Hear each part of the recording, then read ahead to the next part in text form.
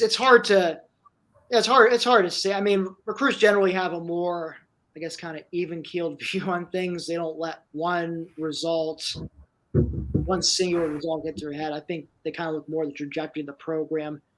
And I mean, I guess it's a matter of, do they still see the trajectory of the program being good despite, today and how things might be looking. These next few weeks are very important because they're coming off of a losing season. They put together a 6-6, 7-5 season with a couple wins here even, and that's like you said, the trajectory isn't looking all that promising. If you're looking 2 seasons, one with a losing record, one just around 500, maybe just barely above it. So this team really is going to need to find a way to rally and play to their potential, and figure some things out on both sides of the ball, to really make sure this isn't a program defining loss that really kind of changes the trajectory. Well, and that's unfortunately kind of the feeling you get a bit like this could potentially be a program defining loss. Like, it's not, I mean, obviously, we have some injury issues, but it's, this isn't the type of, this is a type of game that they still should have pulled out, to make excuses. Absolutely. So I'd like to get your thoughts on the quarterback situation because, obviously Levis is in Kentucky doing very well there. And I can't blame the guy to totally get how that's kind of reality in college football. He had a chance to start in the SEC, and he took that as he very well should have, as any of us would have. That leaves Roberson as the backup. He's not looking. He wasn't prepared at all against Iowa, and then after 2 weeks of practice, I think it was clear to the coaches he just was not going to be able to get the job done. So I mean, is this just kind of a case of Roberson just not working out, not being the player that we thought he would be out of high school? Is this more of an indictment on the coaching staff for not being able to develop him? I mean, what are your feelings on how we got in the situation with the quarterbacks right now? Well, I think it's a combination thing. Part of it is, I think, the inability to recruit quarterbacks the last few years. I mean, obviously a clip, but then, you bring in Will Levis after Justin Fields decommitted. And then, in 2019, then you bring in Roberson and Michael Johnson Jr. in the 19 class. Michael, Johnson, MJJ is out. I think he's at Florida Atlantic now. I think he's converted to receiver. And then Taekwon, we saw. I mean, I hate to sound harsh, but I mean, our colleague Marty Leap I think he's right when he says, why is this kid even on scholarship if he can't, Yeah, you hate to be harsh, but in a situation like this, if he's not able to play, then you got to think there's a confrontation coming along. I definitely think that's 100% right. There is definitely going to be some quarterbacking, offensive line way more acute. Well, we need both, frankly. We need to stack better some better quarterbacks, at least a capable backup.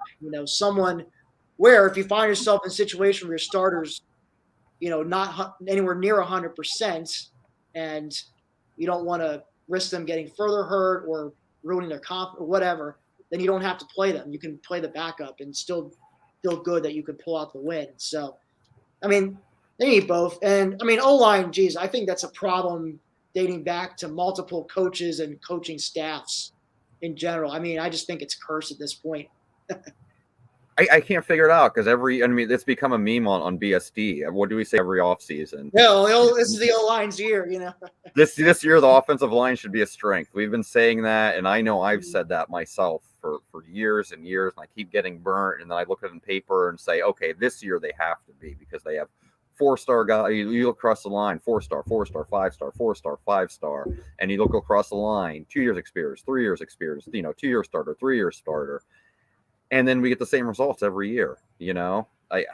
It's just baffling to me. The only thing I think you may have hit the nail on the head at this point. There's some weird offensive line curse hanging over State College because nobody has an answer for it. I don't know. I don't know. Logic. How to explain it otherwise.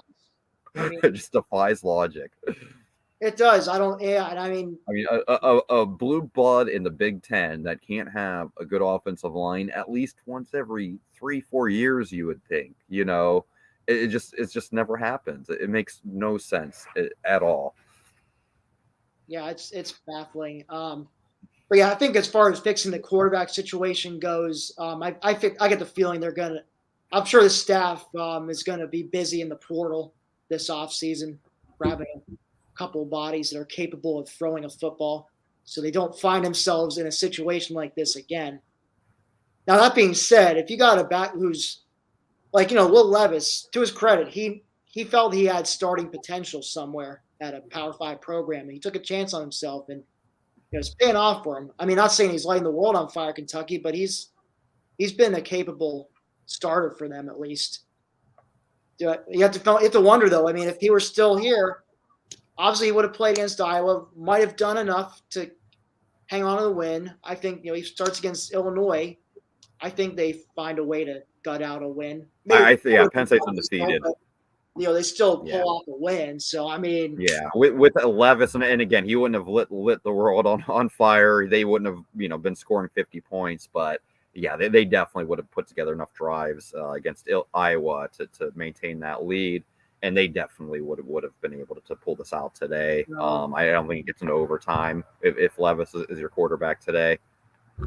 Got a comment here from William Fish. Franklin said during post-game press conference, a lot of key guys didn't practice enough, or how they should have, or they should have, and Sean was one of them. I'm surprised he got the start based off of that. It goes back to what we said. There's no belief in the quarterbacks on the roster besides Clifford. So no. Yeah, I think that last the name just came off, but he's 100% right. Surprised that he got the start, because in most other schools they're going to have a backup behind there. They can say, okay, we have enough trust in this person to go out there for 4 quarters, and we can, if we have to have a vanilla game plan, if we have to just play to this person's strengths and game plan around it, we can do that and get the job done. If you have a roster like Penn State playing against Illinois, there's one quarterback on this roster the coaches have any faith in, based on what they're seeing in practice. That's just the hard reality of it right now, and that's why they're in a 2-game losing streak. Yeah, I mean a lot of things went wrong today, but I'm just convinced if a competent backup is in there and you don't force Clifford to play, they do enough to win a low scoring game at the very least. Yeah, it's it's something they're gonna have to fix in the off. Assuming I guess one of our colleagues, Clay Sargix, thinks Franklin might leave now over this, and we'll see. I guess it depends on whether he still thinks, after the, kind of depend on things finish out. I guess we'll see how much belief he still has that he can, get this program over the hump, as far as, getting, making a playoff team or even winning a natty. Like, see how much, if he still believes in that, if he thinks, the university is going to give him what he needs, maybe he'll still stick. But it'll be. I think he wants to. I think that's his ultimate goal that drives him is winning a championship here. It's just kind of like a deja vu feeling, when we keep having these losses like that, when we feel that Penn State's clearly the better team, and just things just don't go their way for whatever reason, and it just it's just a deja vu feeling. Like I feel like we're gonna have this conversation 2022 or 2023 or 2024, and we're just gonna keep getting back in the same shape. And maybe I'm just being overly pessimistic because we just finished watching that train wreck for what was it, 4.5 hours or so. I felt like I was down there watching that game forever. I feel like I started that game on Tuesday and just wrapped it up.